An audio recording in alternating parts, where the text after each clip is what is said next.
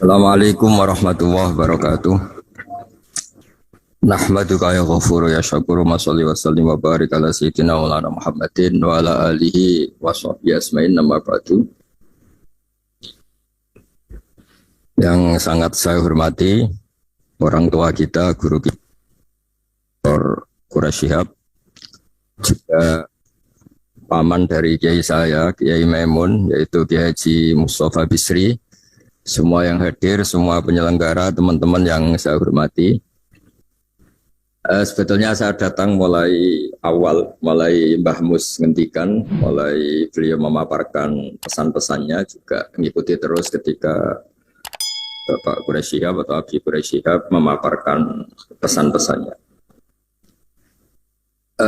Tsunami fatwa di medsos, sebetulnya kita-kita yang di masyarakat atau di kampung itu tidak pernah mengalami tsunami, karena cara berpikir masyarakat kebanyakan kalau orang tertentu tidak punya kredibilitas yang ditekuni itu ya sudah tidak diikuti.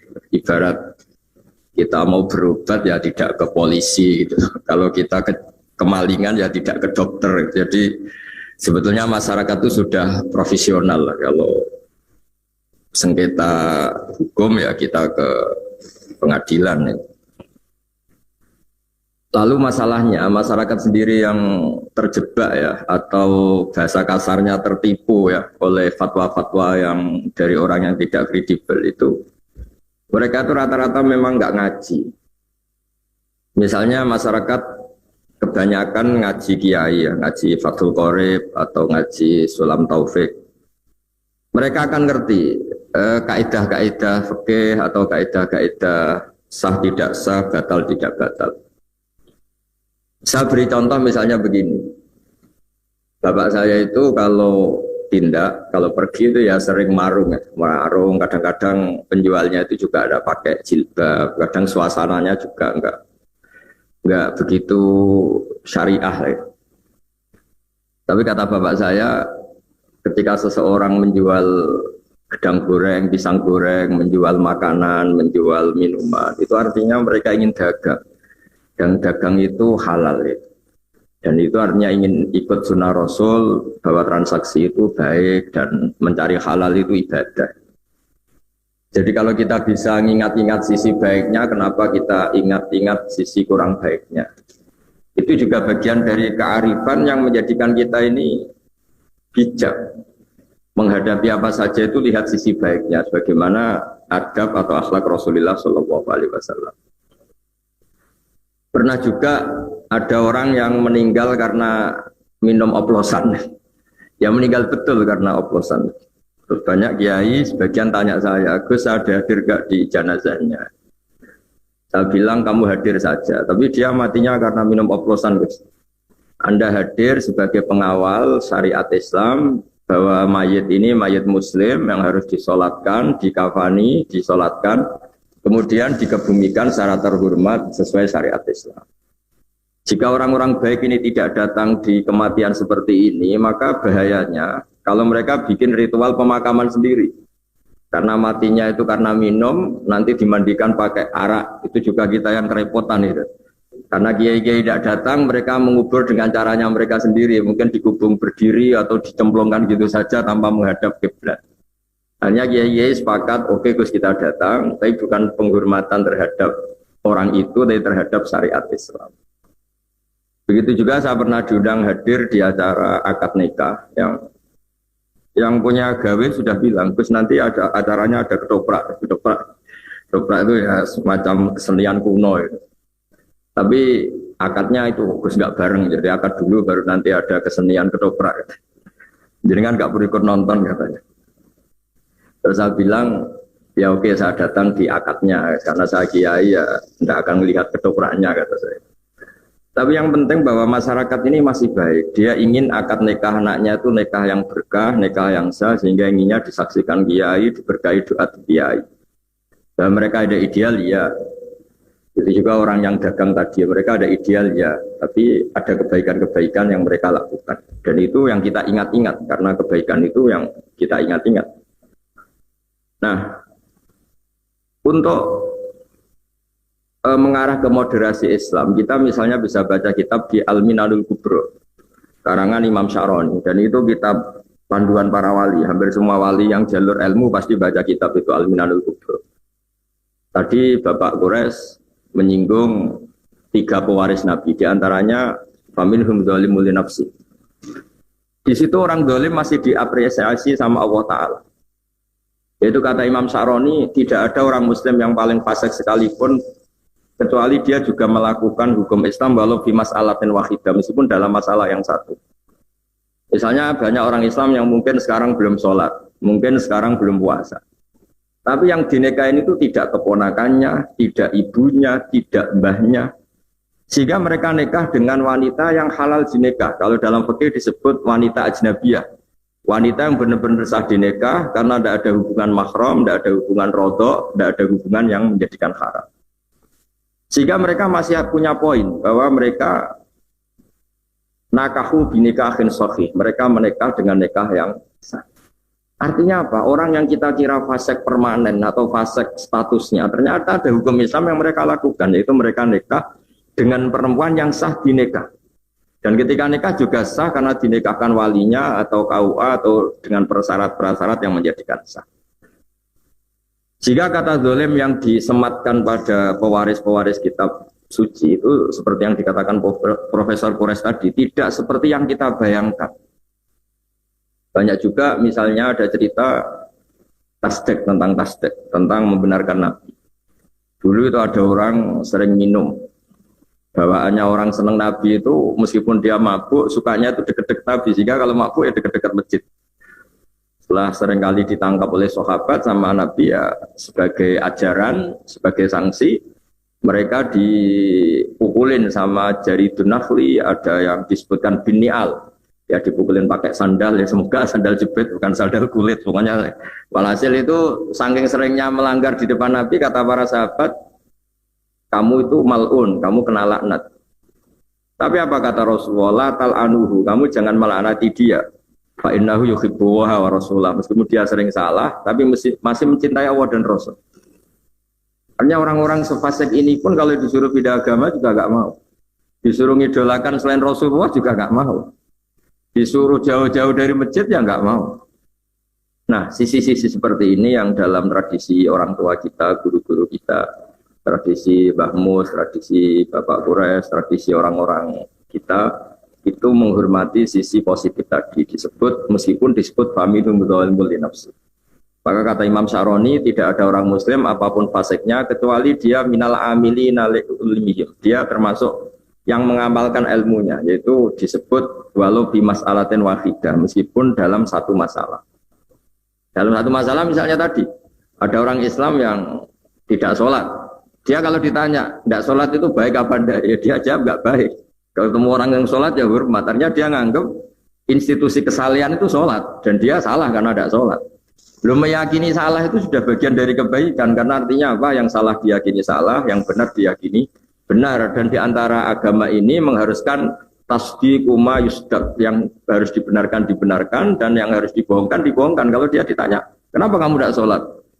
Ya belum dapat hidayah, tapi saya hormat sama yang sholat. Paling tidak dia tasdiqu ijabi sholat, dia membenarkan kalau sholat itu wajib. Dan bahaya betul kalau dia meyakini kalau sholat itu tidak wajib. Itu yang ranah yang ekstrim yang dianggap salah betul. Nah begitu seterusnya. Jadi kalau kita punya kearifan membaca, kearifan dengan fikih-fikih dasar, insya Allah gelombang fatwa yang atau tsunami tadi tidak punya akibat apa-apa. Kalau di daerah kami di Rembang misalnya, orang ngaji keluarga besar Mbah Maimun, ngaji keluarga besar Ki Mustafa, ngaji keluarga besar Filasem, orang nyaman saja dengan kiai-kiai. Dan mereka kalau baca medsos itu kayak hiburan. Malah kalau bapak saya dulu kalau dengerin orang-orang ceramah yang tidak berkompeten, tidak ahli, kata bapak itu kok tambah goblok kata bapak. Kalau dengarin ini kok tambah goblok kata bapak. Karena beliau hafal Quran dan beliau banyak baca sehingga ya dianggap hiburan saja. Berikutnya saya beri beberapa contoh, ini saya bawa beberapa supaya fatwa yang berseliweran itu kalau misalnya kita mengkaji peristiwa-peristiwa penting, misalnya ini yang diceritakan Imam Syafi'i. Karena fikih itu yang saya tekuni, juga yang saya pelajari terus-menerus. Saya sedikit cerita begini misalnya. Pengkaji Quran, kan ini untuk para ustadz, untuk para kiai. Pengkaji Quran pertama di era sahabat itu pasti bingung. Karena bingungnya itu ada sekian ayat yang dalam objek yang sama. Misalnya, orang yang ditinggal mati suaminya itu iddahnya 4 bulan 10 hari. Oke, itu satu ayat yang ketentuan umum. Yang ditinggal suaminya pokoknya iddahnya 4 bulan 10 hari. Kemudian yang ditalak itu iddahnya 3 kali masa suci. Terus kemudian ada keterangan kaidah umum lagi, wa ulatul ahmali ajaluhunna ayyadha'na hamlahunna, bagi yang sedang hamil itu iddahnya, masa iddahnya selesai kalau sudah melahirkan. Oke, itu semuanya kaidah umum. Suatu saat ada sahabat perempuan, sahabiah, namanya Subai'ah al-Aslamiyah. Itu suaminya meninggal dan baru 16 hari, kila baru 16 hari atau berapa hari itu, hanya beberapa hitungan hari. Itu melahirkan. Baru 16 hari. Nah, ya taruh saja kita ngikuti riwayat yang 16 hari misalnya. Yang jelas semuanya sepakat tidak sampai 20 hari. Lalu sahabat-sahabat berdebat. Iddahnya itu abadal ajalain. Ya kita ngambil iddah terlama. Yaitu nunggu 4 bulan 10 hari. Tapi banyak sahabat yang bilang ini kategorinya wa ulatul ahmal ajaluhunna ayyaduna hamlahun. Karena dia sudah melahirkan. Ya sudah iddahnya selesai. Nah jadi kalau kebimbangan seorang kiai atau mujtahid itu pasti nggak bisa dihindari. Bahkan itu zaman sahabat. Untungnya tentu zaman itu masih ada Rasulullah SAW yang memutuskan bahwa yang jenis seperti ini ikutnya partai, ikutnya kelompok, ya karena dia hamil sudah melahirkan ya selesai iddahnya. Tapi begitulah kira-kira di ayat-ayat umum. Di ayat-ayat umum ini kita-kita ini pasti terjebak. Ada orang yang punya semangat Al-Furqan, yang penting antara hak dan batil itu jelas. Demarkasinya jelas, pemisahnya jelas. Misalnya ngambil sikap terlalu tegas. Ada yang bacanya bil hikmah terus, layinul janib terus, sehingga ngambil sikap lunak selunak-lunaknya. Sampai ngerti barang-barang yang nggak benar juga lunak. Gitu. Nah hal-hal seperti ini kemudian terus banyak yang mempermudah istilah disebut wasatiyah karena antara yang terlalu ekstrim dan terlalu lunak. Ya apapun istilah-istilah itu sebagaimana dikatakan Pak Quraisy bahwa wasatiyah atau ausat itu memang maknanya itu yang terbaik. Seperti tadi di surat qala usatuhum alla faqul lakum laula tusabbihun. Dan kalau kita baca manaqibu Rasulillah atau fadhil Rasulillah, nasab Nabi juga disebut ausatul arabi nasaban. Jadi Nabi itu nasab terbaik itu juga redaksinya ausatul arabi nasaban. Kemudian berikutnya saya bawa juga kitab Sahih Muslim. Di sini dijelaskan pentingnya baca. Saya ulang lagi penting baca. Dulu orang pinter itu ya di mana-mana orang pinter itu ya punya sisi agak-agak kontroversi. Tapi kontroversinya orang pinter itu ya karena saking pinternya. Ada orang soleh, saya ulang lagi ada orang soleh. Itu kalau punya uang itu inginnya ya sedekah saja. Ternyata yang dia sodakoi, yang beliau sodakoi itu zania. Zania itu ya orang nggak bener lah kira-kira gitu zania orangnya. Kemudian jadi gunjingan, faasbahu yatahaddatsun. Kemudian jadi rame kan ini orang soleh kok sedekahnya sama orang pezina. Kemudian gosip itu belum selesai, gunjingan itu belum selesai, dia sodako lagi yang dikasih itu sarik pencuri. Jadi gunjingan lagi ini orang soleh nggak sodako sama ustadz atau ke fakir miskin malah kesarik karena pencuri, geger lagi. Geger belum reda, dia sodako lagi dikasihkan orang kaya. Geger lagi ini nggak ngasih orang fakir malah ngasih orang kaya. Tapi apa ya reaksi Allah Taala? Allah itu memberitahu si orang soleh tadi. Amma sodakotuka fakot kubilat. Ada yang baca fakot kobil tuh ya. Kalau sedekah kamu sudah saya terima atau fakot kubilat sedekah kamu sudah diterima. Terus kemudian orang soleh tadi ketika memberi penjelasan sama khalayak ramai kata beliau zania orang sampai jadi zania jadi apa menjual diri itu karena butuh uang. Kalau dia tidak soleh mungkin ngasih uang pezina ini ya karena order mungkin pesen jasanya. Tapi karena dia orang soleh, sekamane cara Jawa itu nduk kowe zina mudah golek duit. Saya tak kei duit tapi ora usah zina. Kamu zina itu karena nyari uang. Kamu sekarang tak kasih uang tapi tidak usah zina. Maling juga gitu, copet sampai nyopet karena nyari uang. Sudahlah kamu tak kasih uang. Dan itu harusnya kamu cukup, sudah tidak perlu nyopet lagi. Kemudian saya ngasih orang kaya supaya dia belajar bahwa orang itu tidak hanya mendapat tapi juga menjadikan orang fakir itu menerima. Dia roh rasanya menerima ternyata asik, menerima uang ternyata asik. Sudah ada kerja, dapat uang, tahu-tahu dikasih orang itu kan seneng, nggak dari kerja, nggak dari investasi, dikasih uang seneng. Gara-gara dia seneng dikasih itu dia bayangkan betapa senengnya orang yang dikasih, apalagi kalau orang yang dikasih itu orang-orang fakir. Jadi barokahnya baca itu orang yang akan ngerti. Orang yang akan ngerti ternyata kontroversi orang-orang terpelajar ini bisa ditopang secara ilmu. Bahkan dulu bapak saya mengajari itu logikanya itu sederhana sekali. Kata beliau, berteman sama orang fasik, orang tidak benar itu jangan, kata. Karena kita takut ketularan tidak benar. Tapi kata bapak saya, logikanya bisa dibalik. Orang benar itu harus diajak ke baik.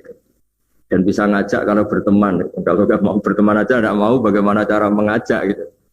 Jadi itu kan, terus orang kemudian bisa menerapkan dua nasihat tadi. Sekiranya Anda tidak tertular, tidak terkontaminasi, tidak terbentuk oleh orang fasik tadi, maka sebaiknya berteman. Karena tadi yang si fasik yang terbentuk oleh Anda. Jadi saya siru fasikun solihan. Yang fasik akan menjadi soleh karena berteman kamu. Tapi sekiranya kebalikan, si soleh rawan terkontaminasi, sing saya siru solihu fasikun, yang soleh menjadi fasik ya jangan. Nah kira-kira di teks Quran, itu semuanya hampir seperti itu. Ada cerita-cerita Nabi atau orang-orang soleh yang begitu tegas dengan kebatilan. Karena kebatilannya pada titik yang sudah dilurung, ingin menghabisi kebenaran. Itu yang cerita-cerita perang Nabi. Satu kebatilan yang ekstrim yang ingin menumpas kebenaran. Kayak Abu Jahal dan kawan-kawan itu bukan sekedar batil, mereka ekstrim ingin menumpas kebenaran. Kalau itu ya babnya kafir harbi. Seperti orang Jawa, kita semua ini orang lunak, orang Indonesia, orang Timur lunak. Tapi selunak-lunaknya kita ya tidak manggakno penjajah. Masa penjajah dimanggakno? Karena mereka ingin menghabisi kita, mengusir kita dari negara kita. Nah, itu yang bab-bab perang kira-kira konteksnya seperti itu. Tapi bab-bab di luar itu pasti semuanya itu bihikmati wal mau'izatil hasan. Jadi saya mohon tema ini mungkin ya baik dalam konteks di kota atau orang-orang yang sibuk pakai virtual, pakai medsos.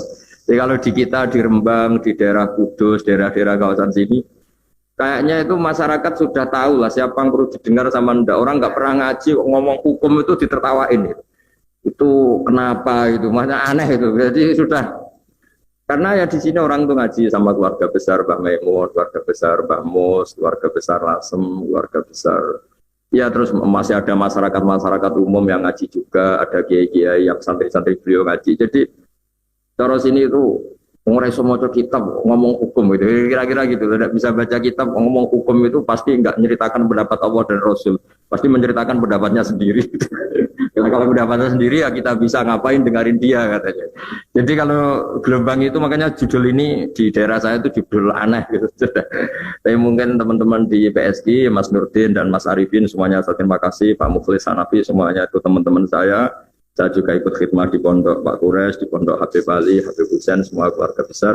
Saya terima kasih karena mungkin itu secara nasional jadi masalah. Tapi saya pastikan di daerah-daerah kayak di daerah Al-Banjarinya Mbak Arsad, di daerah Sumatera, di beberapa daerah yang sudah punya kultur ngaji sama tokoh-tokoh di sana. Di Banten ada keluarga besar Senawawi, di Madura ada keluarga besar Syekhona Khalil, di Jombang ada keluarga besar Mbak Hashim, bahwa Habib Bisri, insya Allah di Jogja ada keluarga besar Bali Maksum, ada keluarga besar Pak Azhar Basir, banyaklah tokoh-tokoh yang kulturnya itu ngaji. Dan itu insya Allah otomatis ya, mengeliminir tadi banjir tsunami fatwa karena mereka aneh saja itu ngomong dot saja nggak pas, itu ngomong kop nggak pas, terus kemudian ngomong halal haram itu kan tetap aneh itu. Mesti kalau di sini, kalau di Rembang ekstrim lagi. Somo cemuin tau orang itu bisa baca Fathul Mu'in apa enggak. Jadi kita ada ngalami itu lah insya Allah. Semoga seluruh rakyat Indonesia dan masyarakat Indonesia juga insya Allah lah. Kalau kita ya itu tadi lah, kalau kita sakit ya ada ke polisi, kalau kita kecurian ya tidak ke dokter. Ya kalau cari agama ya yang ahli agama. Ya saya kira demikian dan terima kasih atas ilmu dari Mbah Mus, dari Pak Kures, dari semua narasumber. Semoga saling melengkapi. Wassalamualaikum warahmatullahi wabarakatuh.